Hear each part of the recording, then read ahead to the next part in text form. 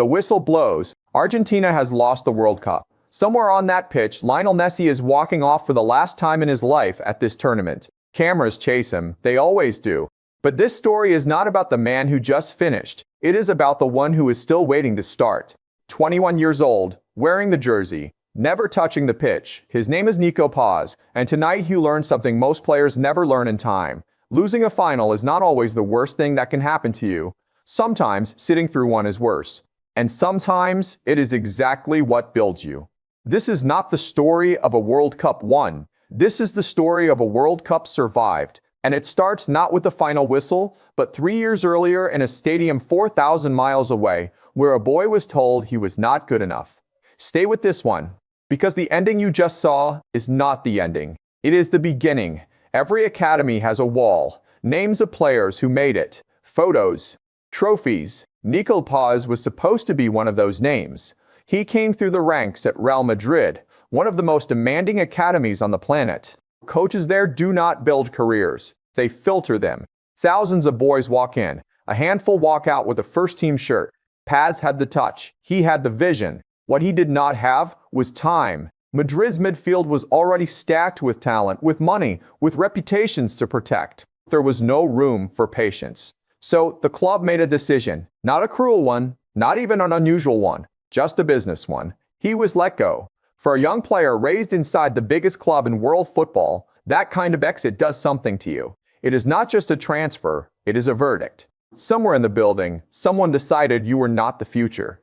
Most players who hear that verdict never recover from it. They spend the rest of their careers playing in the shadow of a club that no longer wants them, chasing a version of themselves that peaked in an academy shirt at 17. Nico Paz could have become one of those players, a cautionary tale. A name people forget. Instead, he did something rarer. He treated the exit as information, not identity. Como is not Real Madrid. It is a small club on the edge of a lake in northern Italy, a team that had spent years bouncing between divisions trying to remember what relevance felt like. It is exactly the kind of place careers go to end quietly. It became the place Nico Paz's career actually began. The man who signed him understood something about talent that Madrid, in all its wealth, had forgotten.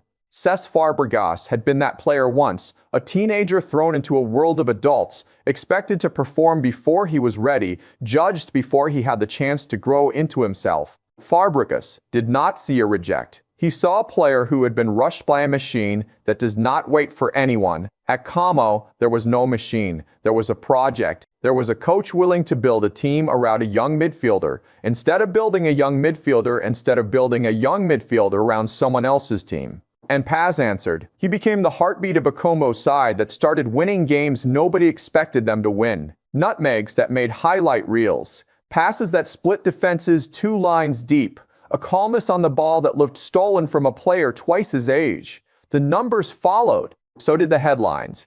But headlines were never the point. The point was this. A boy who had been told no by the biggest club on earth was now the reason a small club by a lake was being talked about across Europe. There is a phone call every young footballer dreams about. Not from an agent. Not from a club. From the national team. For Nico Paz, that call came from Argentina, reigning world champions. A squad stacked with players who had already lived the dream he was chasing. Messi, De Paul, Alvarez, Martinez. Men who had already written their names into history. And now his name would sit on the same team sheet.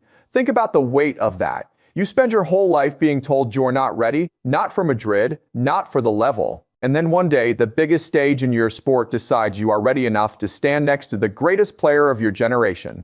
It should have felt like a rival. It felt like something else too. Pressure disguised as an honor. Because making the squad and playing in the final are 2 very different sentences, and only one of them was guaranteed.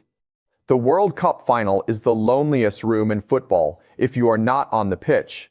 Nico Paz watched it unfold from the bench. Every pass, every chance, every mistake happening in front of him. Close enough to see the sweat on his teammates' faces, far enough that none of it was his to change. Argentina fought.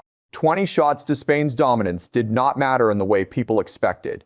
Spain controlled the ball, controlled the tempo, controlled the story. And then deep into extra time, Spain scored. 1 goal.